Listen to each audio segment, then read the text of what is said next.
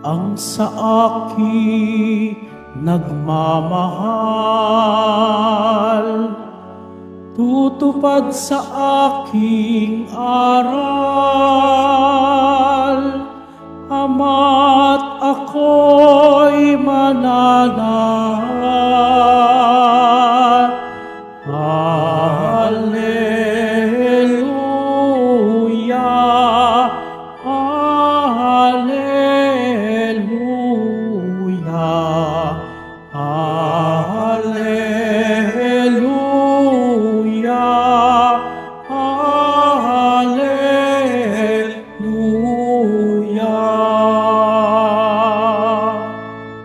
Sumainyo ang Panginoon. At sumairi. Ang mabuting balita ng Panginoon ayon kay San Juan. Papuri sa iyo, Panginoon. Noong panahong iyon, sinabi ni Jesus sa kaniyang mga alagad, "Ang umiibig sa akin ay tutupad ng aking salita. Iibigin siya ng aking Ama, at kami sa kaniya at mananahan sa kaniya. Ang hindi umiibig sa akin ay hindi tumutupad sa aking mga salita. Hindi akin ang salitang narinig ninyo, kung hindi sa Amang nagsugo sa akin. Sinasabi ko sa inyo ang mga bagay na ito, samantalang kasama pa ninyo ako. Ngunit ang patnubay, ang Espiritu Santo, na susuguin ng Ama sa pangalan ko, ang siyang magtuturo sa inyo ng lahat ng bagay at magpapaalala ng lahat ng sinabi ko sa inyo. Kapayapaan ang iniiwan ko sa inyo. Ang aking kapayapaan ang ibinibigay ko sa inyo. Hindi ito katulad ng ibinibigay ng sanlibutan. Huwag kayong mabalisa, huwag kayong matakot. Sinabi ko na sa inyo, ako'y aalis, ngunit babalik ako. Kung iniibig ninyo ako, ikagagalak ninyo ang pagpunta ko sa Ama, sapagkat ang Ama ay dakila kaysa akin. Sinasabi ko na ito sa inyo bago pa mangyari, upang kung mangyari na, kayo'y manalig sa akin. Ang mabuting balita ng Panginoon. Pinupuri ka namin, Panginoong Hesukristo. Magsiyo po muna pang lahat. Magandang umaga po sa inyong lahat, mga kapatid kay Kristo. Sa lahat po ng ating mga taga-subaybay sa iba't ibang online platforms at sa lahat ng ating mga kadiboto sa iba't ibang panig ng Pilipinas at maging sa buong mundo kung saan tayo ay naaabot ngayon ng ating live streaming. Mapayapang umaga din po sa inyong lahat. Purihin at dakilain natin ang ating Panginoon, ang mahal na poong Jesus Nazareno. Mga kapatid kay Kristo at mga kadiboto, malugod po namin kayong tinatanggap sa Basilica Minor at Pambansang Dambana ni Jesus Nazareno. Malapit na po tayong matapos sa panahon ng Pasko ng muling pagkabuhay.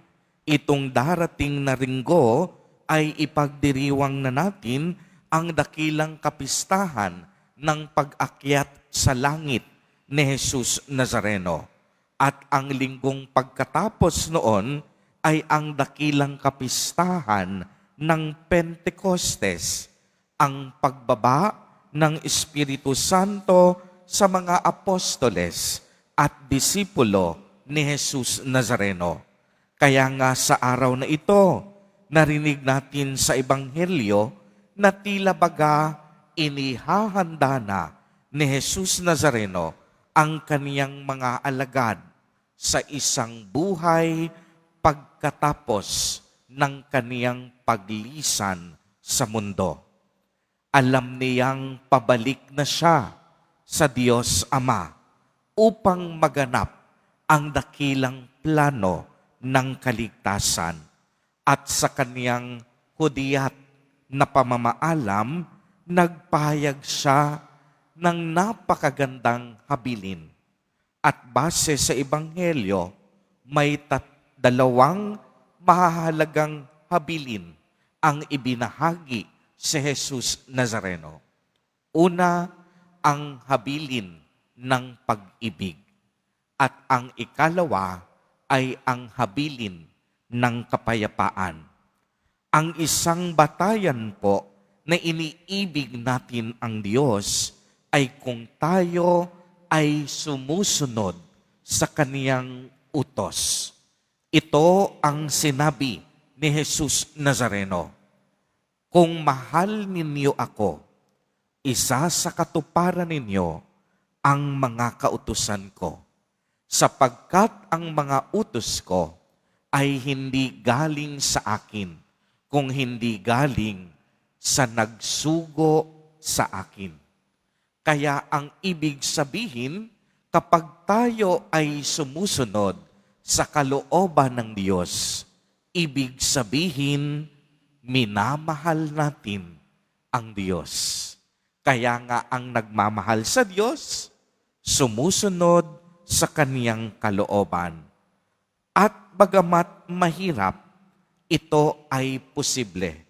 Kung tutuusin, nung nagdaang araw, pinaliwanag ko na ang pag-ibig ay hindi lang isang salitang mabilis bigkasin. Subalit ang tunay na kahulugan ng pag-ibig ay pagbibigay ng sarili alang-alang sa iniibig. Kaya nga ang isang umiibig, laging nagsasakripisyo at nagbibigay.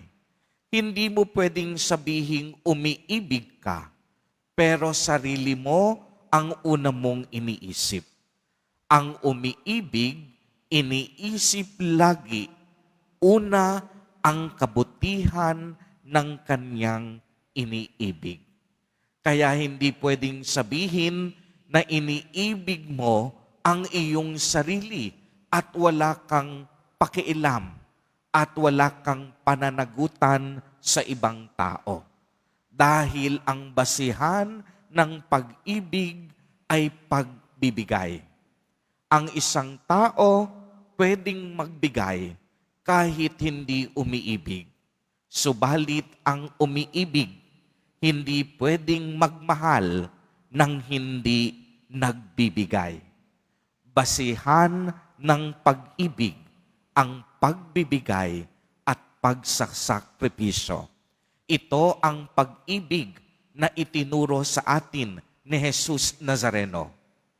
Sa kaniyang kamatayan sa krus, ibinigay niyang buong buo ang kaniyang buhay para sa atin. Kung tutuusin, di ba hindi naman tayo kamag-anak ni Jesus? Hindi naman niya tayo kadugo. Subalit anong sabi nung isang araw? Itinuring tayong kaibigan ni Jesus Nazareno. Isang matalik na kaibigan na handang mag-alay ng kaniyang buhay para sa kapakanan ng kaniyang iniibig. Kaya bagamat mahirap, ito ay posible. Bakit magiging posible? Sinagot ni Jesus Nazareno, dahil hindi niya tayo iiwanang nag-iisa.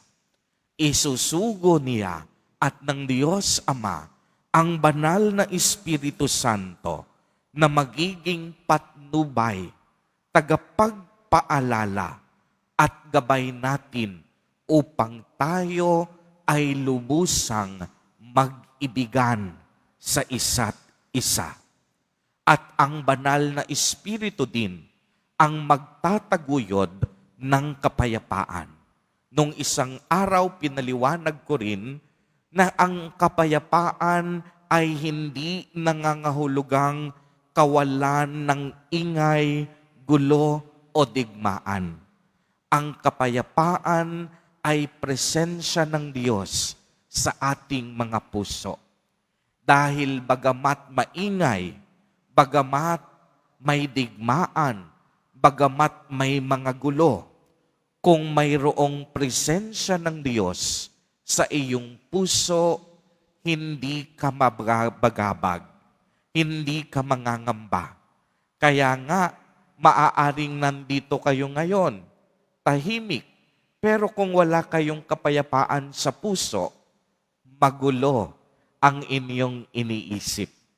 Kaya ang kapayapaan, ang tunay na kahulugan, ay hindi kawalan ng ingay, gulo at digmaan. Kung hindi ang kapayapaan ay ang pagkakaroon ng presensya ng Diyos sa ating mga puso. Kaya nga anong sabi ni Jesus Nazareno? Kapayapaan ang iniiwan ko sa inyo. Huwag kayong mangangamba.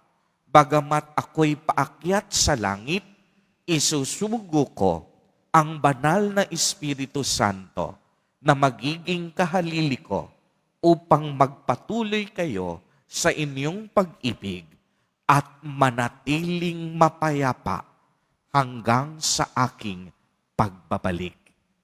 Mga kapatid kay Kristo, dalawang makapangyarihang handog ang habilin sa atin ni Jesus Nazareno. Ang habilin ng pag-ibig at ang habilin ng kapayapaan. Kaya't naway sa pagpapatuloy ng ating banal na Eucharistia, hilingin natin sa ating Amang nasa langit na ipadala at isugo sa atin sa araw-araw ang Kaniyang banal na Espiritu upang ang lahat ng ating mga gawain at kilos ay maging banal at upang ang bawat isa sa atin ay mapuno ng pagmamahal at gayon din ang lahat ng ating iniisip, lahat ng ating intensyon, lahat ng ating plano at motibasyon ay magiging dalisay at walang kapintasan. Higit sa lahat, ang banal na Espiritu na isinugo sa atin, huwag nating kakalimutan.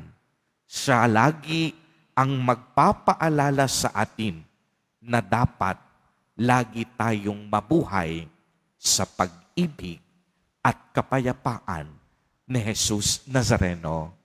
Amen. Purihin at dakilain natin ang ating Panginoon, ang mahal na poong Jesus Nazareno.